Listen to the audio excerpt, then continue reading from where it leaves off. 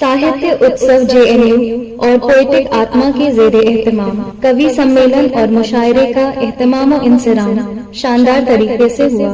मुल्क के नामवर शोरा ने अपना कलाम सुनाया, सामईन को महजूज किया और वक्फे वक्फे से जेएनयू कन्वेंशन सेंटर सदाए वाह वाह से गूंजता रहा।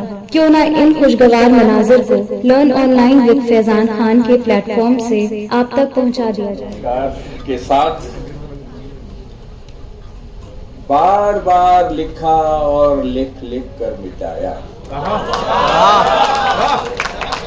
बार बार लिखा और लिख लिख कर मिटाया और फिर लिखा। कविता की पंक्ति है, कोई तकदीर नहीं, न लिख सको न मिटा सको। बार बार लिखा, लिख लिख कर मिटाया और फिर लिखा।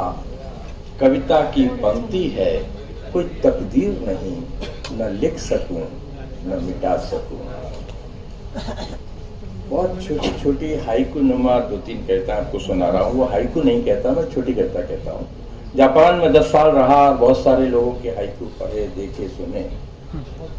और बहुत ही छोटी सी बात मैं आपको बताऊं कि मैंने एक दिन जब अपने घर की खिड़की खोली और सामने देखा कि वो रात को मैंने एक वृक्ष देखा था जिसपे एक पत्ती नहीं थी, बिल्कुल नंगा दिगंबर रूप में था।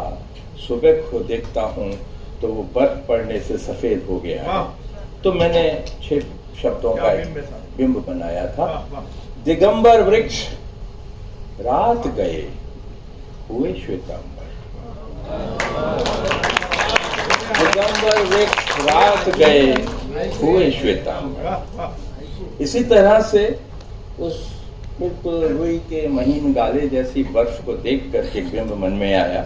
आप लोगों ने शायद पुराने जमाने में वो जो धुनिया आते थे घरों में, रुई धुनने के लिए, वो एक चीज मेरे मन में आई थी। सारी रात हवा ने धुनी कपास, सारी रात हवा ने धुनी कपास।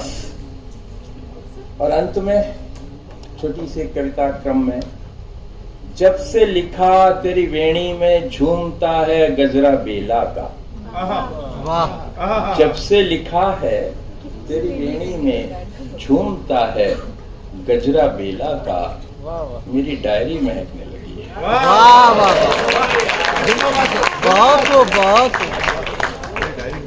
मित्रों,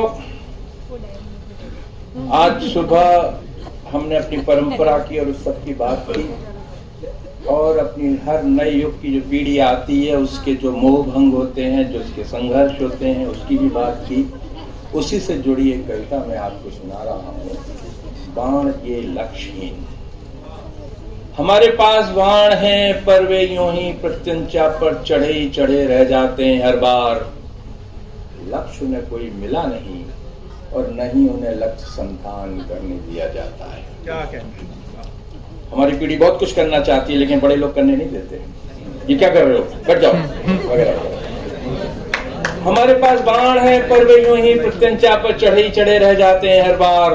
लक्ष्य उन्हें कोई मिला नहीं और न ही उन्हें लक्ष्य संधान करने दिया जाता है। वे आते हैं अतीत का गट्ठर उठाए और हमारे सामने या खोल कर बैठ जाते हैं। कथावाचक की तरह सुनाते हैं हमें गीता महाभारत और गुनगुनाते हैं, एक धनुर्धर अर्जुन भी था। हमारे अंगूठे तिल मिलाते हैं, उद्यत होते हैं छोड़ने को बाण। लक्ष्यहीन पर वे शीघ्र ही भटक कर लौट आते हैं तरकश में।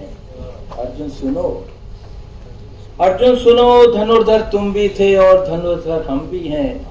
सौभाग्य से पर तुम्हें लक्ष्य मिल गए और हम लक्ष्य न खोज पा सकने की विवशता में रीतते ही चले जा रहे हैं। हमारे अंगूठे कटे नहीं हैं, हमारे बाण भी उतने ही नुकीले हैं और हमारे धनुष की प्रत्यंचा भी ढीली नहीं है। हमें तो बांध दिया गया है उन जंजीरों में जिनमें नुकीले कांटे जड़े हैं। तनिक हिलने पर ही गहरे धंसते चले जाते हैं हमारे जिस्म में।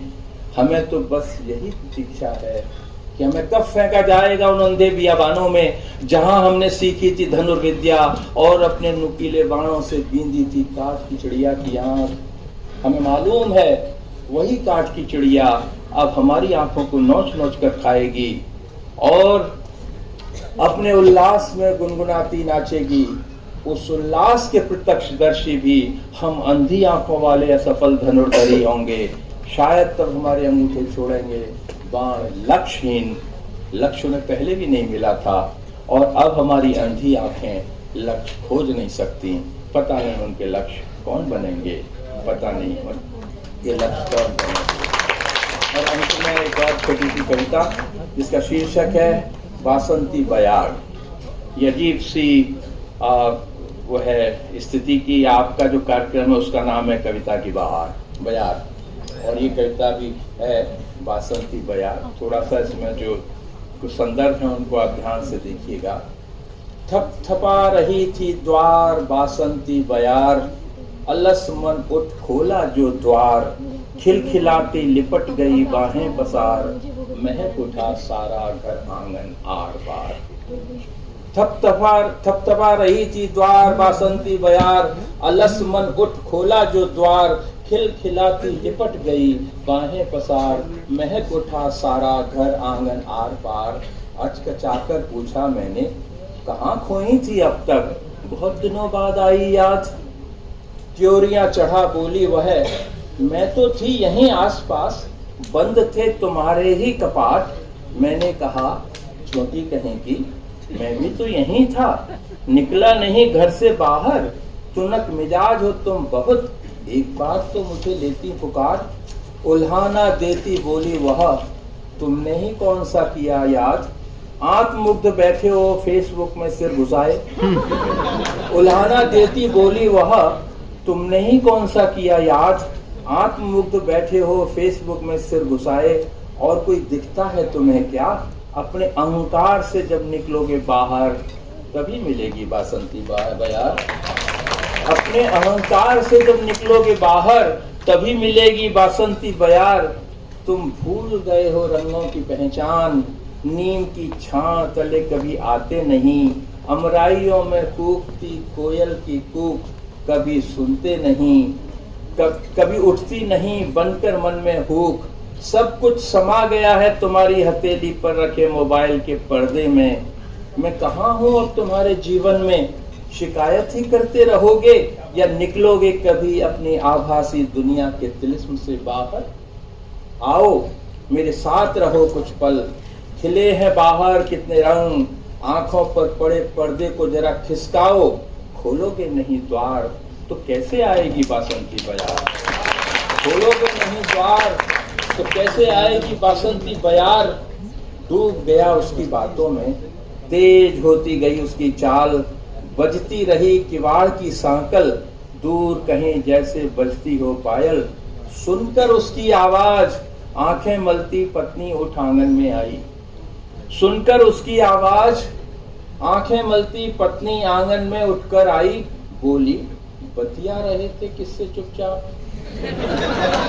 बोली, बतिया रहे थे किससे चुपचाप। मैंने कहा, बासंती बयार आई थी। तुनक कर उसने बंद कर दिए किवाड़ और सांकल चढ़ा लगी बुदबुदाने। जब चाहे तब चली आती है निगोड़ी बासंती बाहर।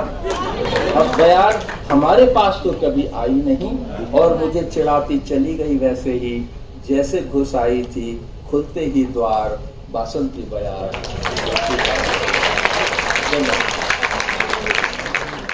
लर्न ऑनलाइन की जानिब से आपसे बस इतनी इल्तिजा है कि हमारे इस प्रोग्राम को लाइक, शेयर और सब्सक्राइब जरूर करें। साथ ही बेल आइकन दबाना ना भूलें जिससे हमारी हर वीडियो आप तक अपलोड होने के साथ ही पहुंच सके।